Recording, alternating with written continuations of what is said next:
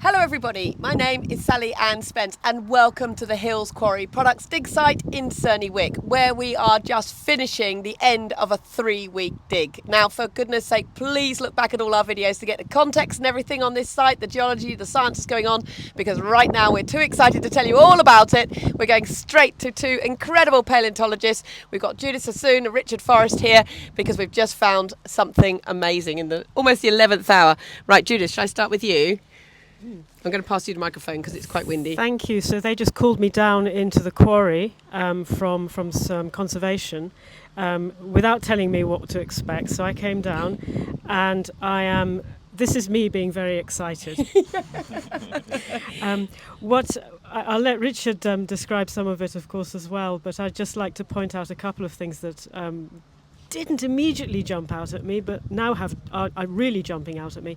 I can see tooth sockets. Oh, I'll tell you what, Judyth, very quickly. I'm going to get come down, Jacob. Can we get you to come in? So Jacob's working the camera for us right now. Can we pick these up so everyone can see as Judyth talks? So Richard is pointing out the tooth sockets. So these are the primary tooth sockets, but we can also see some secondary tooth sockets with bits of teeth still in them. So there's one just there. Oh, look at that. Yes. So there's a replacement teeth already in the sockets. There's another one. I think I thought I saw something. There's one there too. Yes, but there's another one there. Sorry, Richard.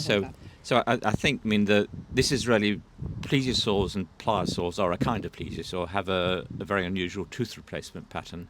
All reptiles replace their teeth, but usually they do it by pushing up from underneath. With these pliosaurs particularly, because they're actually so deeply rooted, they can't do that. So what they do, they grow a tooth to the side, and if Jacob zooms in on this, you can see that's what we call an erupting tooth. So as that tooth grows, it will move across and it will push the main tooth out and then be replaced in that way. So this is something unique to plesiosaurs and pliosaurs. This is what we call a lower jaw symphysis, which basically means the bits where the two halves of the lower jaw meet. And we think the front is probably there, judging by its shape. It might have been quite long. Yeah. We think it is an animal similar to one called Palaeontologists, which is a medium-sized pliosaur. It's not one of the huge ones, but it's a large animal, and obviously you can judge by the size of these tooth sockets. It had a very efficient set of teeth and will cope with pretty well anything. Again, I think has been said before, top predators are rare, and this is one of the top predators. So to find a piece of pliosaur jaw is very exciting, and I was much more vocal when this was turned up, but not repeatable over the radio. Just we could turn it over perhaps just to show people what it looks like on the other side. So here we have the underside of it. The jaw is quite deep, you can see. There's a certain depth to it. It's very sturdy. And yes, it still looks to me like that is the anterior end, and that is sort of the caudal or the posterior end. We've also had a request from upstairs, please can I prep it? So the honour will go to Alison, I think, would it? Yes, to do that. That's lovely because they're one of our sponsors as well with their company at Amania. Yeah. So that's fantastic. Yeah. And Alison is a great preparator. So we're really... Oh, hang on, there's something here. Oh, it's a bit of shell. No, it isn't a bit of tooth. That's quite a nice... It's a little gastropod. Very nice gastropod, actually. So this is Jurassic material, isn't it? Yes, it is, yeah.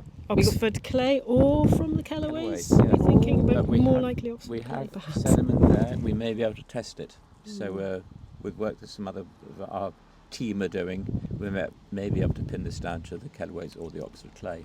If it's from the Kellaways, it will be the first pliosaur from the Kellaways. But then there aren't many. Absolutely fantastic. It's a fantastic find. It's Someone said to me this morning, what would make you very happy to find today? And if I might have said a pliosaur jaw, but we found this. This made me very happy. What do you think, Richard? Do you think there's any more of it down there? I think this is an isolated piece of something which has been washed down the river. Although we did have 2 pieces of coracoid of the shoulder girdle from what looks like the same individual of a plesiosaur, so it's not impossible that other pieces of this are nearby. We did find a paddle bone in an adjacent trench which looked like a pliosaur paddle bone, So who knows, there may be more of this animal. We're just running out of time to find it. One other thing that probably is worth mentioning, this year this is rare material from pliosaurs. We've had a tiny fragment of a pliosaur jaw coming up, but that's all. And so finding something like this is really quite an exciting thing indeed. Exciting. Yeah. Well, there you have it. This is so exciting. We are literally in the last few hours of this dig before it is finished, and it is completely finished because this site will be reflooded with silt as we are part of a working quarry complex. So we will see what happens if we find anything else in literally the last few hours. We will obviously keep you updated, but please go back through all our videos. It is being filmed live, raw and unedited, because we are in a working quarry and we can't have you here, but we want you to experience the dig and all the excitement with us. So please look back at the videos, and the hashtag is TusForce.